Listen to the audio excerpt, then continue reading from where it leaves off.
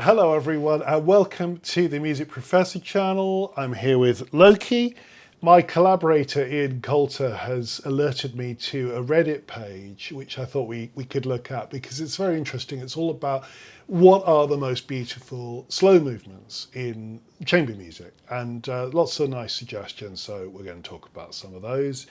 Before we get going, if you like the channel, please subscribe, and if you like this video, press the like button with the little thumb, and if you want notifications, press the little bell, and if you really like the channel and want to help us in our endeavours, please consider donating, and you can do this via any of the suggestions below. You can become a patron, or you can give a one-off gift. So there are all sorts of donation options.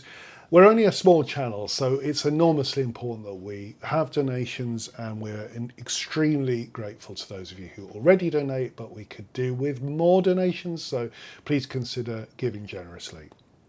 So the title on the Reddit page is Most Beautiful Slow Movements in Chamber Music, and it starts with this statement, obvious, colon, Schubert, Death and the Maiden Quartet. Okay, well, they started with Schubert's Death and the Maiden. Is it the most beautiful piece? I mean, it's amazing, isn't it?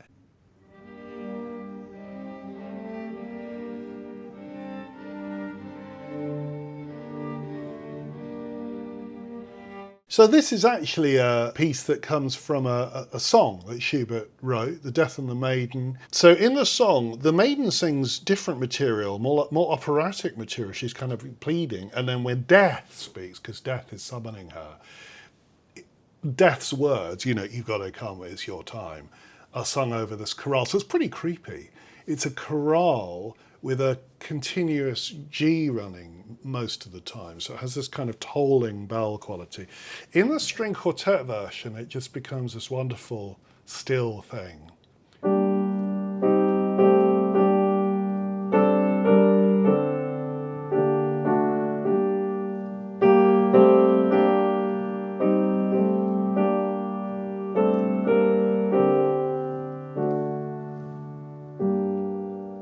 And then we get, isn't it beautiful, that first inversion chord? Down to the dominant. I mean, Schubert can make a dominant sound good like that. And here's the magical moment.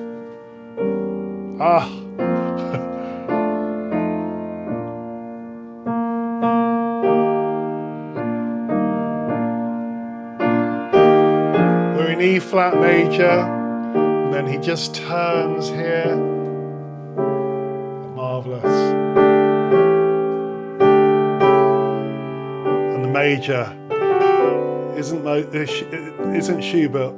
He's such a master at that kind of minor major thing.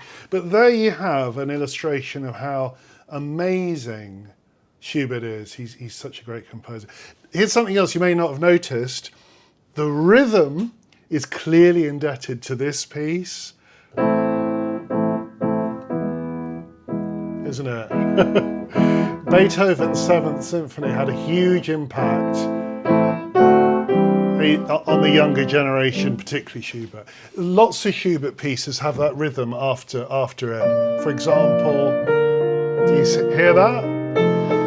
It's as if Beethoven's rhythm sort of worked its way into Schubert's brain and made all these amazing responses to Beethoven. Fantastic. And I should say, Schubert lived his whole life in the shadow of Beethoven. Beethoven was like a kind of god living in the same city. They were both living in Vienna, and Schubert was so shy he barely ever attempted, if indeed he ever did, but he barely attempted to speak to Beethoven. I believe he may have spoken to him in a cafe on one occasion. He only outlived Beethoven by 1 year. Benjamin Britten said that 1 year, 1828, is the richest year in musical history, the year after Beethoven had died, when Schubert was composing his last works.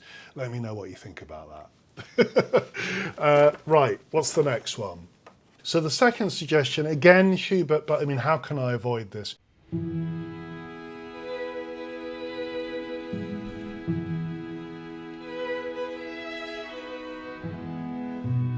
This is the amazing slow movement of the C major quintet, Schubert's final, from the final year, from 1828, his final chamber work. here, I just explain it before I play it. You got the three middle voices, in other words, second violin, viola, and first cello.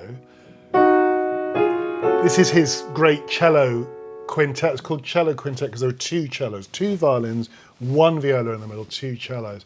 So you've got the three central instruments that forming this wonderful, wonderful trio at the center of the ensemble, and then at the outer edges, you've got the first violin playing this funny, incredibly poignant little fanfares. How can fanfares be poignant? They are when Schubert writes them. And then you've got this, the second cello is pizzicato the whole time. It's a miracle. So here it is. First violin, pizzicato cello.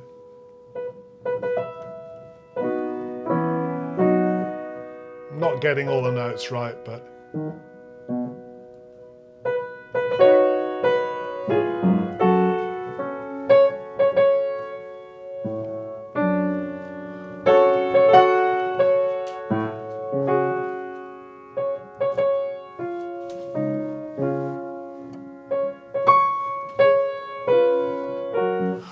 I see that Loki's just left the room. I think he was so moved by the Schubert that he needed to go away and reflect. Come back here, come back, baddies. Okay, so we'll move on to the next person. This is Zeb's Knight, suggests the two louange movements in Messiaen's Quartet for the End of Time. The cello one gets my vote if I have to pick one. Well, Messiaen's Quartet for the End of Time, no question that it's one of the most astonishing chamber works that exists, and certainly one of the most amazing pieces of the 20th century. He wrote it in prison camp. He was in a German prisoner of war camp, and he just composed this extraordinary, apocalyptic, astonishing spiritual work while he was in prison camp. I mean, how many people do such things? Anyway, whether he'd written it in a prisoner of war camp or not, it would still be an amazing piece, but it sort of adds to its mystique that he did that. And the louange for cello, louange à la Trinité de Jésus, I think that means song of praise to the eternity of Jesus.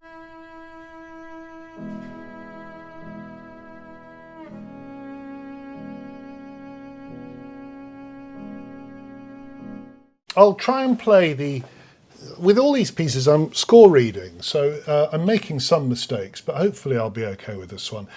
So the cello starts quite high in its register, and typically for Messiaen he's written infiniment lent, ecstatique, infinitely slow, ecstatic, so it's really marvellously slow.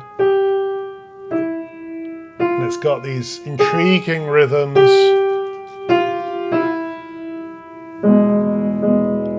The piano comes pulsing in with these slow chords.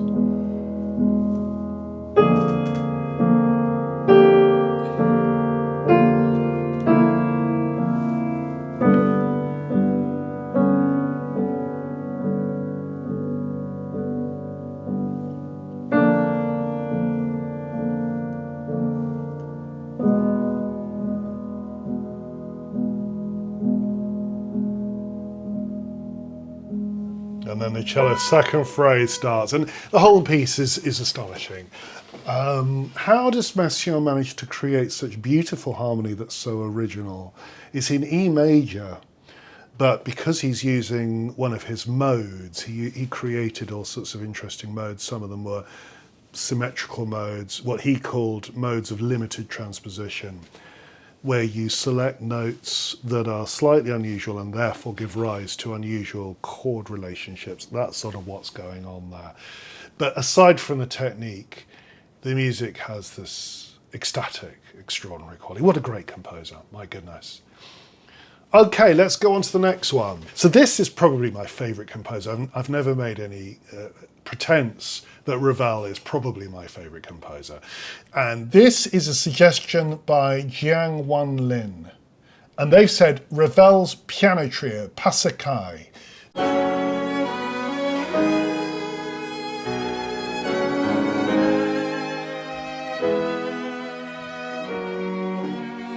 The Passacaglia of Ravel's piano trio is the third movement. Ravel wrote his piano trio in 1914, and very unusually for Ravel, it was written at high speed. He was the most painstaking composer. He needed to concentrate on the details of his music to a very, very extreme degree. He's the most fastidious creator.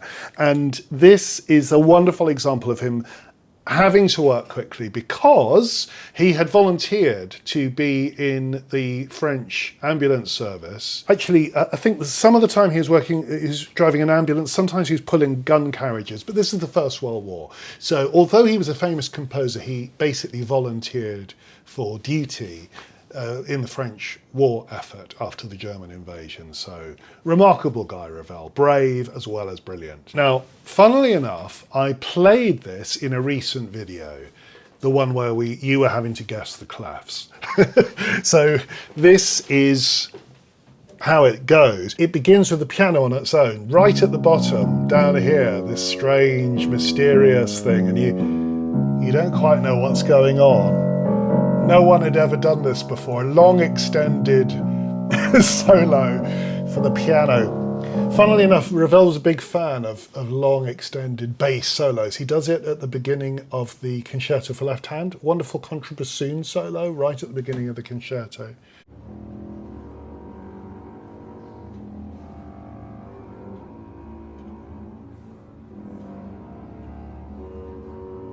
And then the cello comes in, and you have this beautiful. So the tune, we hear it in all sorts of different forms. Here it is we hear it in two parts, and then we hear the violin playing it over the top of beautiful harmony.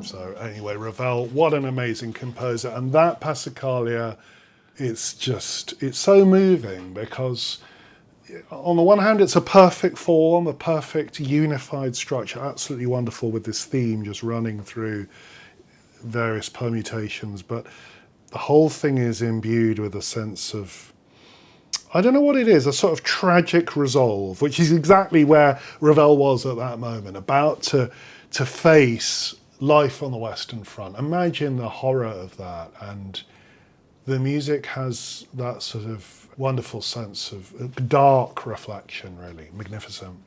So music, what a wonderful thing music is. It tells you so much about what it means to be human.